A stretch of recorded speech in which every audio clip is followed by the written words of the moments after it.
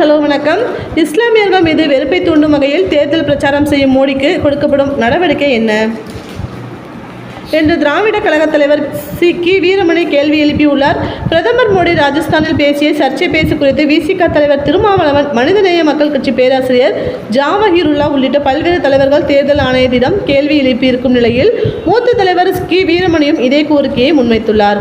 இதுகுறித்து அவர் வெளியிட்ட அறிக்கையில் உள்ளதாவது: இந்திய தேர்தல் சட்டப்படி தேர்தல் பிரச்சாரத்தில் ஜாதி, மதம், கடவுள்களை முன்னிறுத்திவிடக்கூடாது. இப்படி மத வகுப்பு உணர்வுகளை மையப்படுத்தி செய்யப்படும் தேர்தல் பிரச்சாரம் சட்டப்படி குற்றமாகும்.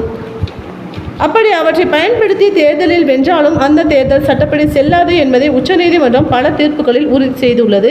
நாடாளுமன்றத்தின் 18வது பொது தேர்தல் தொடங்கிய நிலை முதல் பிரதமர் மோடியின் தேர்தல் பிரச்சாரத்தில் ராமன் கோவில் திறப்பு விழாவில் கலந்து கொள்ளாதவர் இந்து விரோதிகள் என்று கடவுளையும் மதத்தையும் தேர்தலில் இழுத்து பேசுவது எவ்வாறு நியாயம்? அது மட்டுமா? பிரதமரின் பேச்சு தேசிய அவமானம். காங்கிரஸ் தேர்தல் அறிக்கையை குறிப்பிட்டு அது முஸ்லிம் லீக் குறிப்பிட்டதாக என்று பேசுகிறார். அண்மையில் ராஜஸ்தானில் ஹிந்து வாக்கு வங்கியை குறிவைத்து காங்கிரஸ் கட்சி ஹிந்து சொத்துக்களை முஸ்லிம்களுக்கு பிரித்து கொடுக்கவே திட்டமிட்டுள்ளது. பொன்பொருளை அவர்களுக்கே பிரித்து கொடுப்பார்கள் என்று மனம் போன போக்கில் பேசி வருவது நாளும் அவருக்கு வரும் செய்திகளின்படி மக்கள் ஆதரவு குறைந்து வருகிறது. 400 தொகுதி என்கிற கனவு பகற்கனவாகி விடுவதோடு மீண்டும் ஆட்சியை பிடிக்க முடியாத அளவுக்கு மக்கள் வெகுவாக புரிந்து விட்டார்கள் என்பதாலும் அவர் வகிக்கும் பிரதமர் பதவியின் மாண்பையும்